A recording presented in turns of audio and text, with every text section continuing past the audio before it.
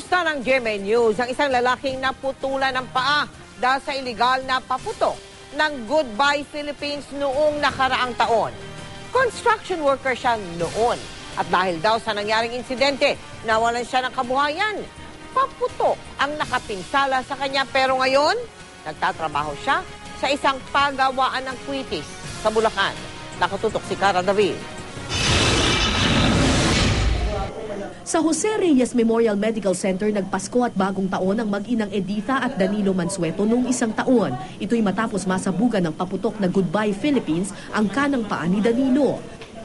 Hindi alam ng mag-ina kung sino ang gumamit ng paputok.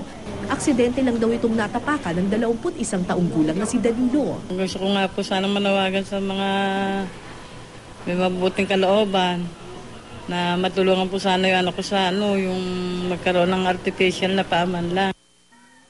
Makalipas ang isang taon, binalikan ko si Danilo. Kinabitan na siya ng artificial leg. Kaya kahit pa ika-ika, nakakapaglakad na siya. Construction worker si Danilo. Ang problema, simula nang maaksidente siya, natanggal siya sa trabaho. Ilan po kasi trabaho kung construction lang. Napakahirap na po naghanap niya ng trabaho.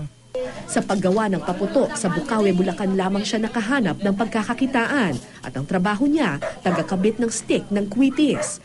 Ang dating halos naging mitsa ng kanyang buhay, siya ngayon kanyang ikinabubuhay. Hindi ka natatakot na baka madisgrasya ka dyan sa kwitis? Natatakot din po. Kasi lang po, wala po talagang wala po talagang, pero ngayon ko lang po nagawa to. Pero wala po talaga wala pong ganito, wala po akong trabaho. Isa lamang si Danilo sa daan-daang nabibiktima ng paputok taon-taon. Ilang segundo ng ingay at palamuti,